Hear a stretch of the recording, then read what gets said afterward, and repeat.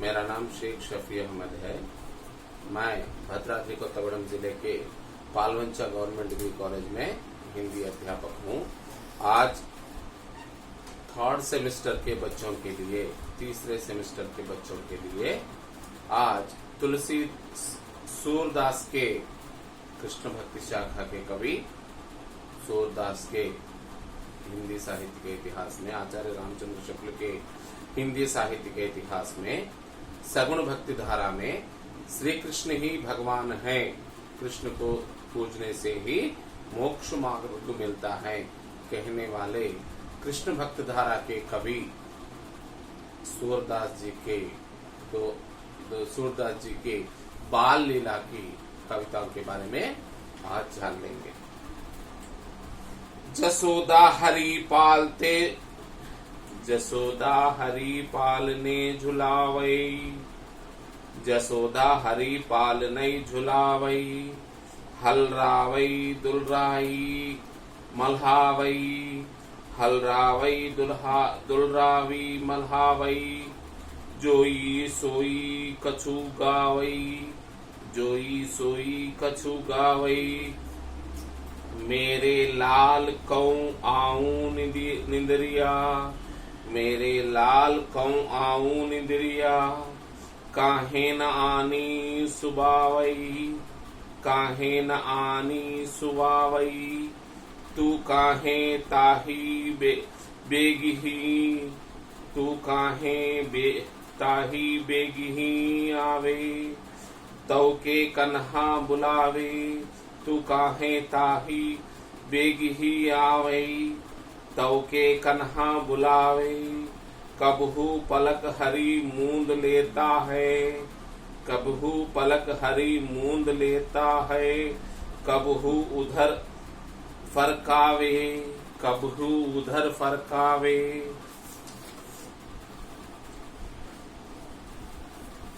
सोवत जानी भौन है कई रही, सोवत जानी भौन मौन है कई रही, करी करी सैन कतावई, करी करी सैन कतावई, इही अंतर अकुलाई उठे हरि, इही अंतर अकुलावे उठे हरि, जसुमती मधुरे गावई, जसुमती मधुरे गावई, जो सुख सूर अमर मुनि, जो सुख सूर अमर मुनि दुर्लभ, अमर मुनि दुर्लभ, जो सुख सूर अमर मुनि दुर्लभ, सौ नंद भामिनी पावई, सौ नंद भामिनी पावई।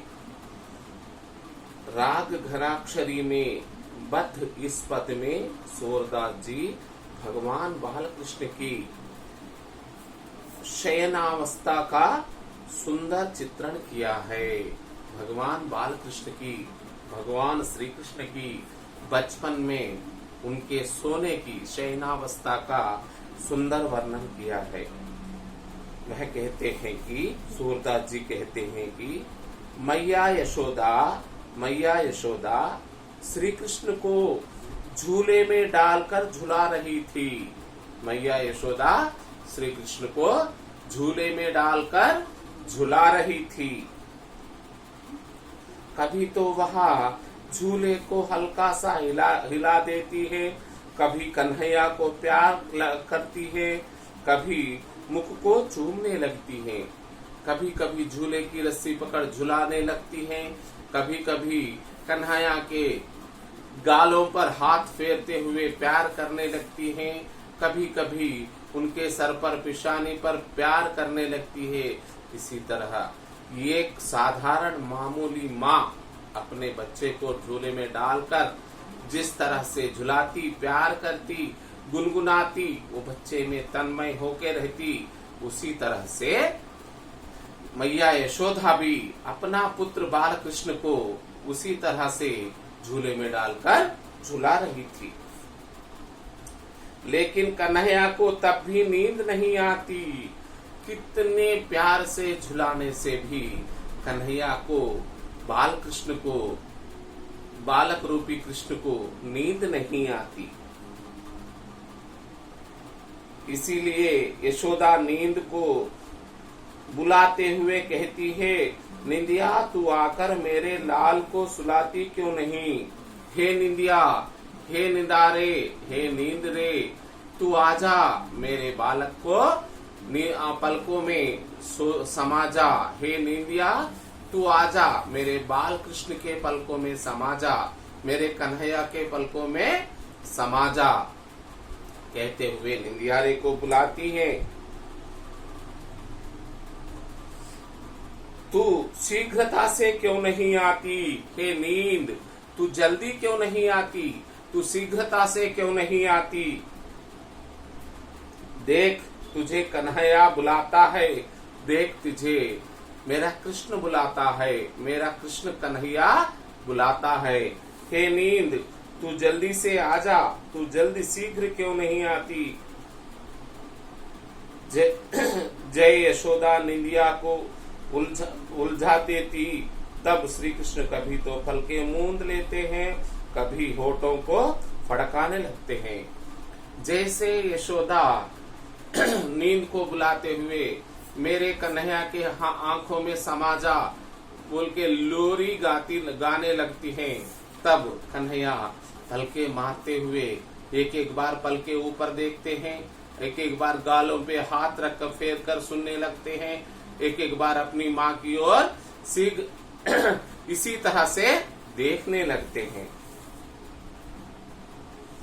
जैसे यह सामान्य सी बात है कि जब बालक उन्नीद होता है तब उसके मुखमंडल में भाव प्रवाह जैसा होता, वैसा कन्हैया का मुखमंडल पर सोते समय जगन्न हुआ। जैसे एक साधारण बालक दूध पीकर झूले में अपनी माँ की लोरी सुनते हुए सोता रहता, वैसे ही कन्हैया भी उसके मुखमंडल पर वैसे ही भाव प्रकट होते, जैसे एक सामान्य बालक झूले में सोकर अपनी माँ से जैसी चेष्टा करता है।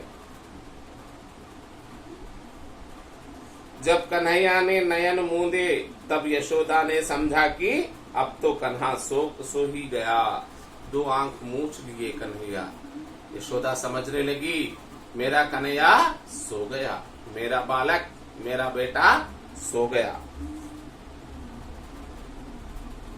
तभी कुछ गोपियों ने वहां आई। गोपियों को देखकर यशोदा उन्हें संकेत से शांत रहने को कहती हैं। इसी अंतराल में श्री कृष्ण पुनः कुनमुनाकर जाग गए। तभी उस घर में यशोदा के पास कई गोपिकाएं आई। गोपिकाओं को देखकर अपने मुख रूप से संकेत देती है यशोदा, मेरा लड़का सो रहा है, मेरा बालक सो रहा है, मेरा कन्हैया सो रहा है। आवाज मत करो, आवाज मत आने दो, कहने लगती हैं। इस अंतराल में गोपियों से बात करने के अंतराल में फिर लड़का कुनमुनाकर उठ जाता है। फिर कन्हैया फिर श्री कृष्ण पुनः कुनमुनाकर जाग गए। तब यशोदा उन्हें सुलाने के उद्देश्य से पुनः मधुर मधुर लोरियां गाने लगी। फिर उस बच्चे को सुनाने के उद्देश्य से यशोदा मधुर मधुर मीठे मीठे लोरियां गाने लगी। अंत में सूरदास नंद पत्नी यशोदा के भाग्य की सराहना करते हुए कहते हैं, इस दोहे में अंत में इस दोहा नहीं इस पद्य में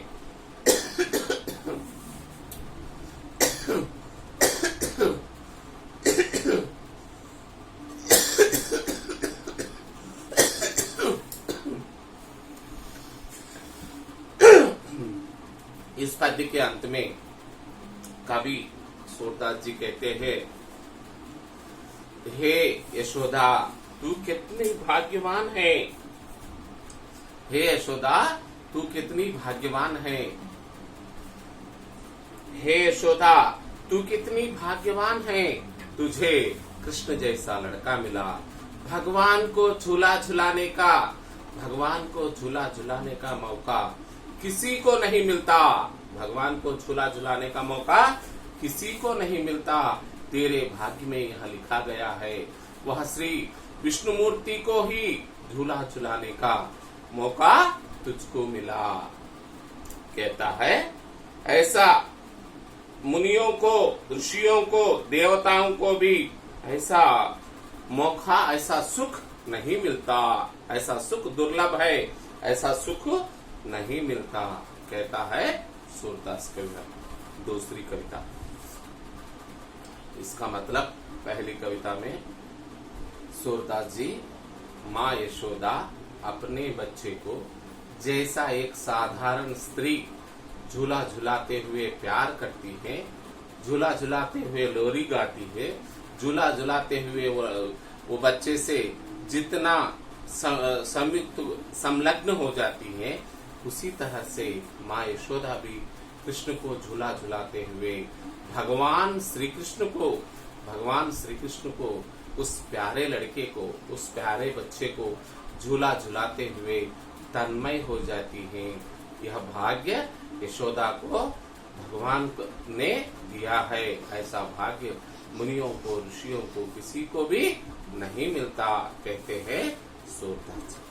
दूसरे कविता, मैया कभी बढ़ेगी चोटी, मैया कभी बढ़ेगी चोटी, कितनी बार मोही दूध पीवत भाई, कितनी बार में मई दूध पीवत भाई, यह अजहू है छोटी, यह अजहू है छोटी, तू जो कहती कल की बेनी, तू जो कहती कल की बेनी, जो है लंबी मोटी, जो है लंबी मोटी, काड़त गुहत न्याववत, काड़त गुहत न्याववत ओंछती, काड़त गुहत न्यावावत ओंछती, नागिन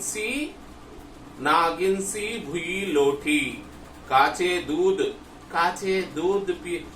पियाक्त, काचे दूध पियाक्त, पची पची, देतना माखन रोटी, देतना माखन रोटी, सूर श्याम चिरजीव दोऊ भैया, सूर श्याम चिरजीव दोनों भैया, दोऊ भैया, हरी हलदर की जोठी, हरी हलदर की छोटी, मैया कभी बढ़ेगी चोटी, कितनी बार मोही दूध पीवत भाई, बेहू अजहू है छोटी, तू जो कहती बल्कि बेनी, जो है लंबी मोटी, घड़त गुहत न्यावक्त ऊंचती, न्यावक्त ऊंचती, नागिनी सी भुई लोठी, कचो दूध पियावत पची पची, कचे दूध पियावत पची पची, देतना माखन रोटी, देतना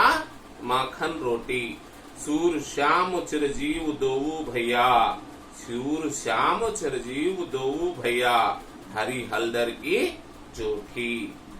इस कविता में सूरदास जी कहते हैं बालक, नन्हा बालक, घुटनों पे रेंगने वाला, तभी चलना सीखने वाला नन्हा बालक, गलती से कदम डालने वाला नन्हा बालक, श्री कृष्ण कन्हैया अपनी माँ से प्यारी प्यारी वाणी, प्यारी प्यारी बोली बोल रहा है। मैया मेरी माँ यशोदा, मैया मेरी माँ यशोदा, कभी बढ़ेगी चोटी, कब बढ़ेगी मेरी चोटी, मेरी माँ यशोदा, मेरी माँ मैया, कब बढ़ेगी चोटी।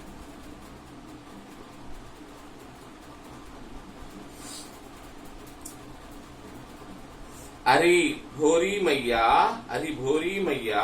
अब तू ही बताना कि मेरी वह चोटी कब बढ़ेगी। अरे भोली मैया, अब तू ही बताना मेरी वह चोटी कब बढ़ेगी। तेरे कथन के अनुसार, तू जो कहती है उसके अनुसार, मुझे दूध पीते हुए, मुझे कच्चा दूध पीने से कितना समय हो गया है, कितना समय हो गया है, लेकिन यह चोटी तो अभी भी वैसी की वैसी छोटी ही है, लेकिन अभी भी वैसी की वैसी छोटी ही है। इसका मतलब है यदुवंश में यादवों में बाल पुरुष भी बाल बढ़ाकर चोटी डालने का संप्रदाय था। इस तरह से कृष्ण भी अपने बालों को देखकर मैया से पूछ रहा था, मेरी माँ, मेरी चोटी क्यों छोटी है, क्यों नहीं बढ़ रही है? तेरे कहने से मैं दूध भी नहीं पी रहा हूँ, सिर्फ माखन रोटी खा रहा हूँ। अरे मैया, तू तो कहती है कि दूध पीने से मेरी वह चोटी दाऊ मैया की जैसी लंबी न मोटी हो जाएगी, लंबी व मोटी हो जाएगी। संभवतः इसीलिए तू मुझे नित्य नहलाकर मेरे केशों को घी से संवारती है, कंधी से संवारती है, जिससे मेरी चोटी बढ़कर नागिन जैसी हो जाए, और मुझे कच्चा दूध भी इसीलिए पिलाती है। अरे मैया, इस चोटी के कारण तो मुझे माखन व रोटी भी नहीं देती। सूरदास जी कहते हैं कि इन दोनों भाइयों की जोड़ी हमेशा बनी रहे। हलधर और कृष्ण, हलधर और कृष्ण दोनों भाइयों की जोड़ी हमेशा के लिए बनी रहे।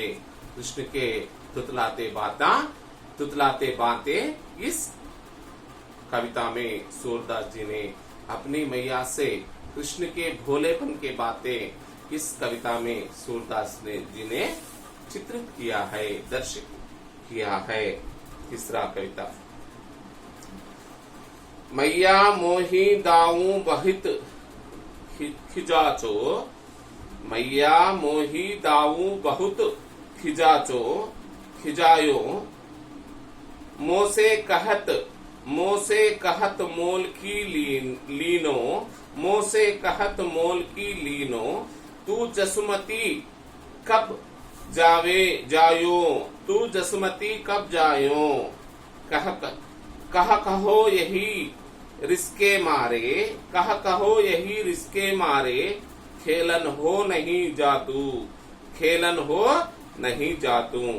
पुनी पुनी कहत कौन है माता, पुनी पुनी कहत कौन है माता, को तुम्हारे तातू, को तुम्हारे तातू, गोरे नंद जसोदा गोरी, गोरे नंद जसोदा गोरी, तुम कब श्याम शरीर, गोरे नंद जसोदा गोरी, तुम कत श्याम शरीर, तुम्हारा शरीर श्यामल है।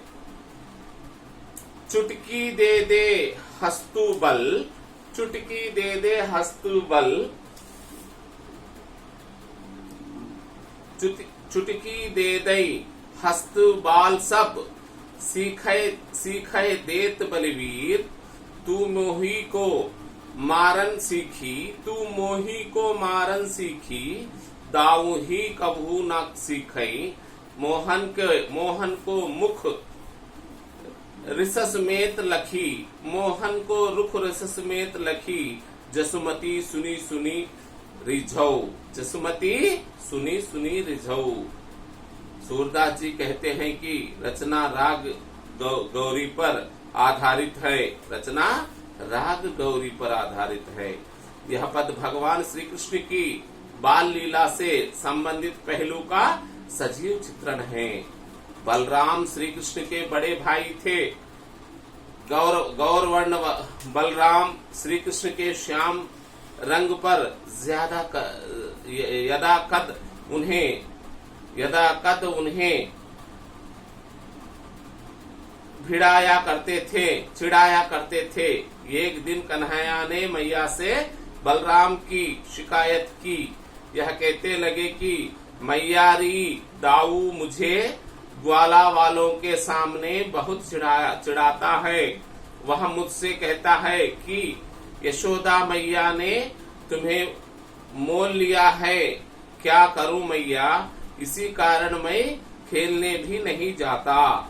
यह मुझसे बार बार कहता है कि तेरी माता कौन है और तेरे पिता कौन है, क्योंकि नंद बाबा तो गोरे हैं और मैया यशोदा भी गौरवर्ण हैं, लेकिन तेरा सांवला रंग कैसे है? यदि तू उनका पुत्र होता तो तुझे भी मेरा होना चाहिए, मेरे जैसा गोरा रंग होना चाहिए। जब दाऊ ऐसा कहता तो ग्वाला वाला चटकी बजाकर मेरे अपहास करते हैं, मुझे नाचते हैं और मुस्कुराते हैं। इस पर भी तू मुझे ही मारने को दौड़ती है। दाऊ को कभी कुछ नहीं कहती। श्री कृष्ण के रोने भरी बातें सुनकर मैया यशोदा रिझाने लगी हैं। फिर कन्हैया को समझाकर कहती हैं कि कन्हैया, या बलराम तो बचपन से ही चुगलखोर और धूर्त हैं। सूरदास कहते हैं कि जब श्री कृष्ण मैया की बातें सुनकर भी नहीं माने, तब यशोदा बोली कि कन्हैया, मैं गायों की सौगंध खाकर कहती हूँ कि तू मेरा ही पुत्र है और मैं तेरी ही मैया हूँ। तू मेरा ही पुत्र है और मैं तेरी ही मैया हूँ। इसमें श्री कृष्ण भगवान कहते हैं कि मैया यशोदा, मेरा भाई बलराम मुझे चिढ़ा रहा है। तू गोरी है, बाप गोरे है, भैया गोरा है, मैं अकेला क्यों श्याम हूँ, सांवला हूँ, मैं तेरा बेटा नहीं हूँ क्या?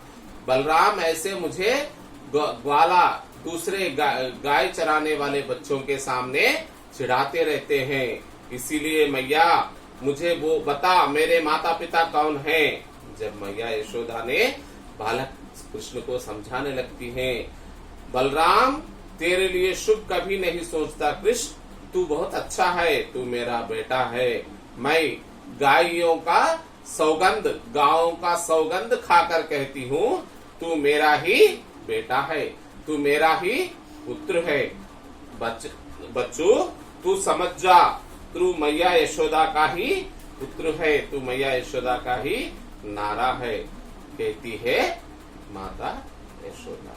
इस पद्य में भी, इस कविता में भी सूरदास जी बच्चे के वो छोटे बच्चों की जो शरारती बातें रहते हैं, इसी तरह शरारती बातों का चित्रण किया है इस कविता में सूरदास जी। माने सूरदास जी श्री कृष्ण भगवान के बचपन से जो जैसा एक छोटा बालक चेष्टाएं करता है, उसी तरह से बालक श्री कृष्ण की बाल लीलाओं का चित्रण करने की कोशिश कविवर सूरदास जी ने किया है। माने सूरदास जी की